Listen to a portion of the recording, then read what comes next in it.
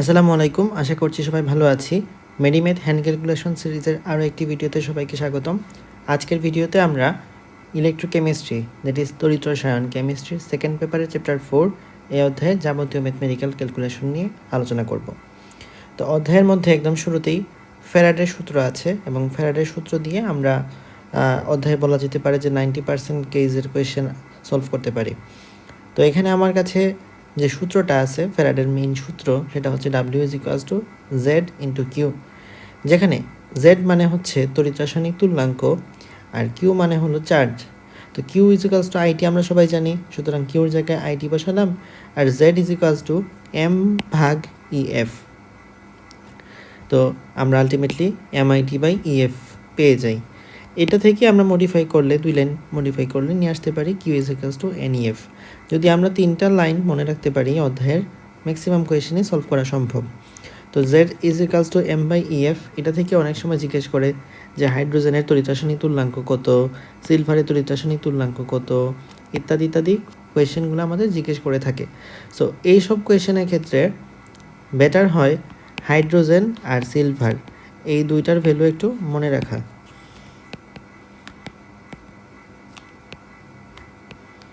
কারণ অপশনগুলা এই দুটোর জন্য ভ্যালুগুলা অনেক অনেক ক্লোজ। পরীক্ষায় আসলে কিন্তু বের করাটা অনেক বেশি চ্যালেঞ্জিং। আর বাকি যা কিছু আছে সেগুলো আসলে মনে রাখা, এত সংখ্যা তো আর মনে রাখা যায় না, বাকিগুলো আমরা পরীক্ষায় বের করব।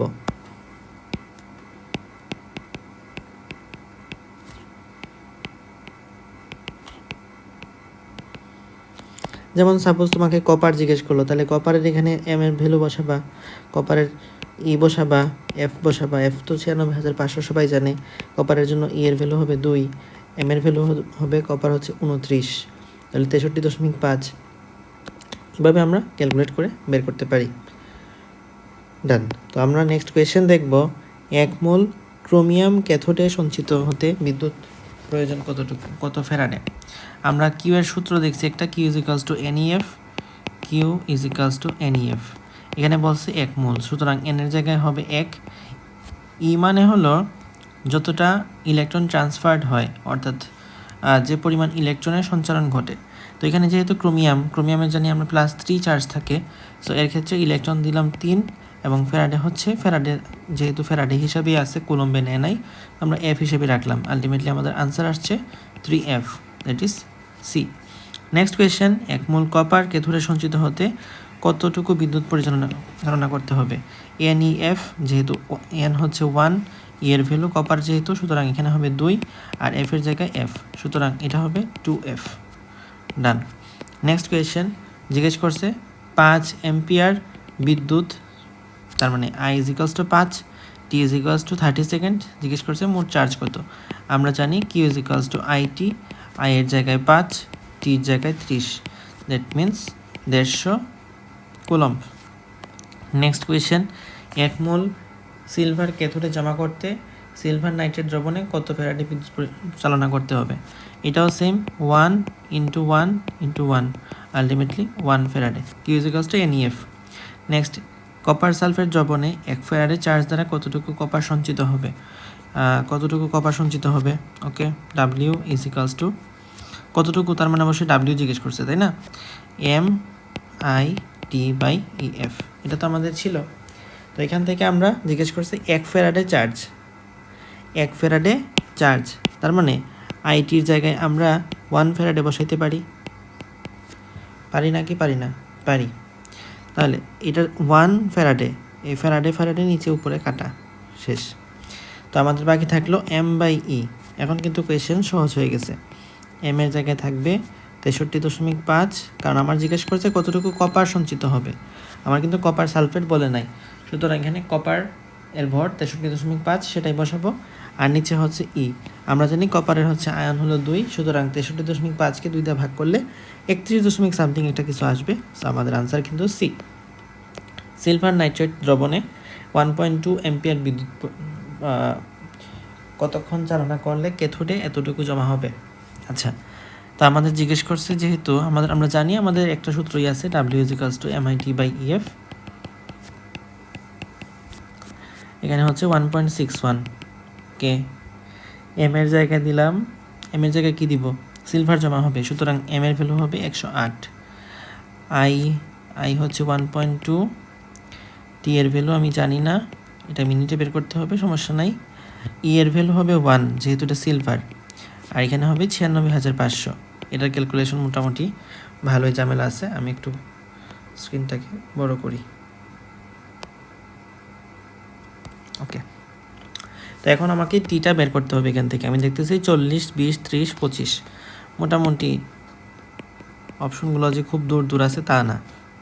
আচ্ছা, টি এর ভ্যালু কত আসবে? 1.61 ইন্টু 96,500, আর নিচে 108 ইন্টু 1.2। অপশনগুলো খুব বেশি দূর দূর না হলেও মোটামুটি কাছাকাছিও যে একদম খুবই ক্লোজ তাও না। তো আমরা মোটামুটি একটা ক্যালকুলেশনও করতে পারবো, এখানে খুব বেশি প্যারা নিতে হবে না আমাদের। আচ্ছা, তারপরে কথা 108, এটাকে যদি আমি 100 ধরি কোনোভাবে, তাহলে কিন্তু আমার এটা 965 চলে আসে। তারপরের হিসাব 965, 1.61, 1.2। আচ্ছা, 1.61কে আমরা যদি 1.6 ধরি, আমাদের জন্য হিসাব নিকাশ করাটা সহজ হবে। তারপরে 16কে 12 দিয়ে ভাগ করলে কত হয়?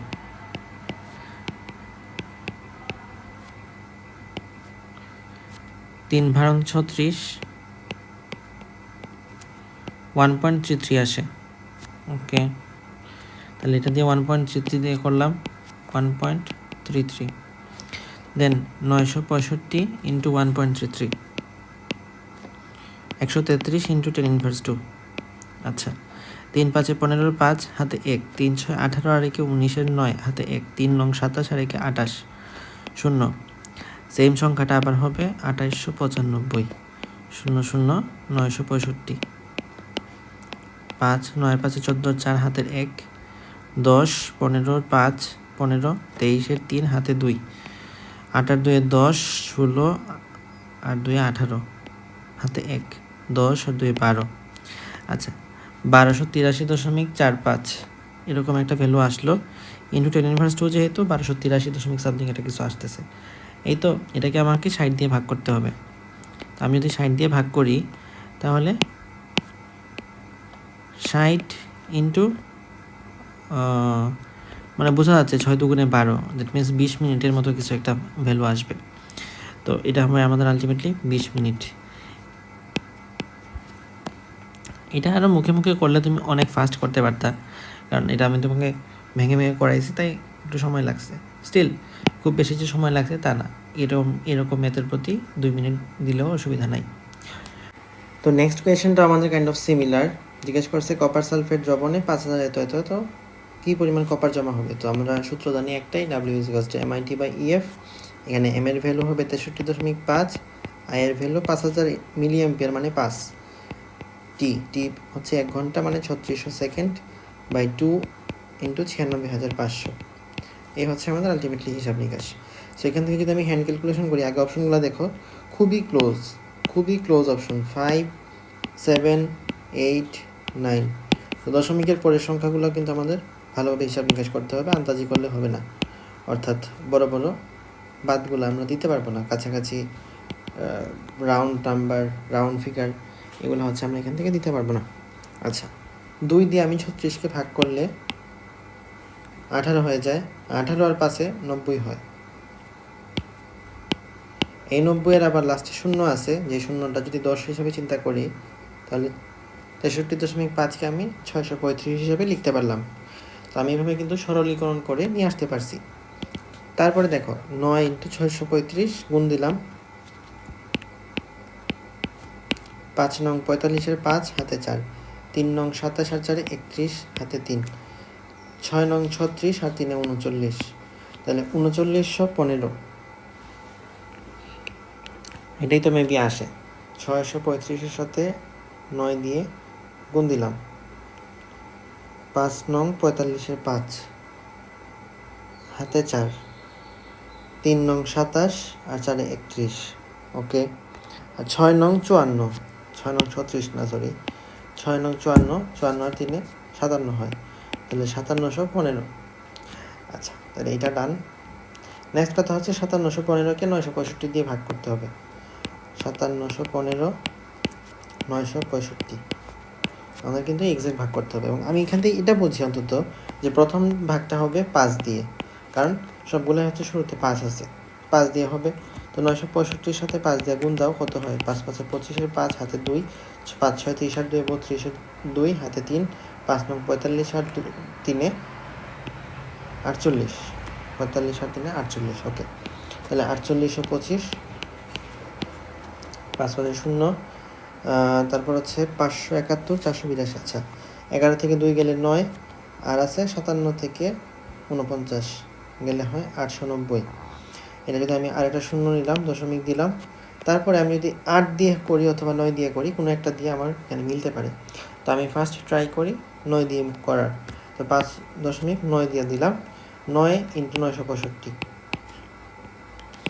5 নং 45-এর 5 হাতে 4, 5 6 নং 54, 4 58, 8 হাতে 5, 9 নং 81 আর 5 86। তাহলে আমার কিন্তু 9 দিয়েই যাচ্ছে, 8 দিয়ে যাওয়া লাগে না, অর্থাৎ 8 এর পরে 9 দিয়েও কিন্তু আমার এইটা ভাগ করা সম্ভব। সুতরাং এটা 5.9 ওয়ালা সামথিং কিছু একটা হবে। আমি এখান থেকে এটা বলছি যে 5 ওয়ালা কিছু হবে না বা 7 ওয়ালা কিছু হবে না, যেহেতু আমার সংখ্যাটা অনেক বড়, 8900। এটা দিয়ে ভাগ করতে গেলে আমার অন্তত 9-এর বেশি সামথিং কিছু একটা হওয়া উচিত। ওকে, আর বাকি কথা হচ্ছে 8 এবং 9 দুটার মধ্যে আমি একটা র্যান্ডমলি চুজ করছি, এর মধ্যে আনসারটা আমার মিলে গেছে যে 5.9। আমার কিন্তু বাকিটুকু হিসাব নিকাশ করার কোনো মান নাই। বাকিটুকু যে হিসাব নিকাশ করবে সে হচ্ছে বলদ।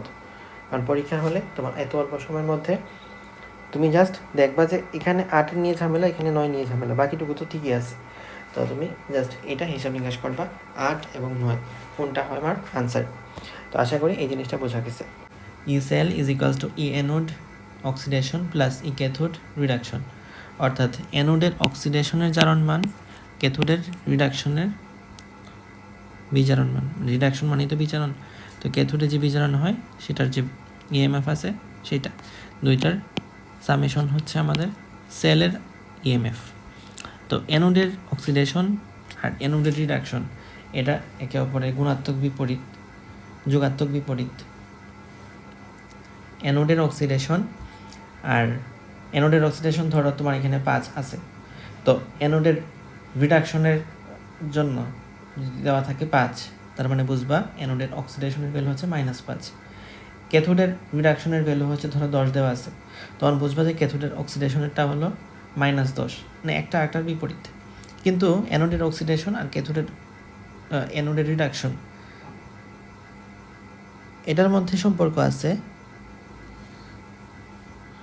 ভুলভাল লিখে রাখছি।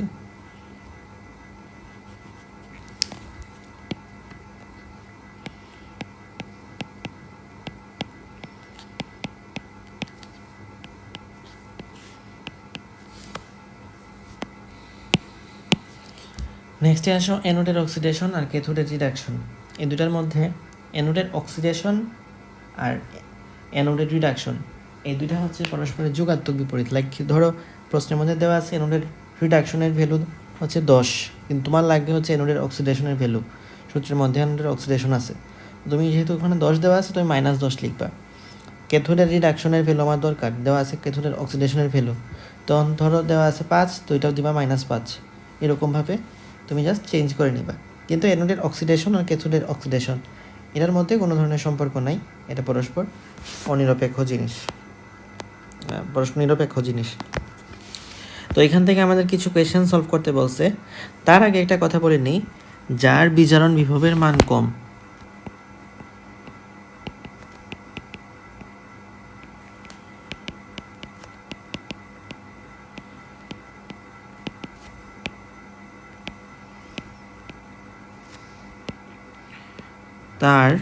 যার বিজারণ বিভবের মান কম, তার বিভব তার মানে সে অ্যানোড হয় এক কথায়।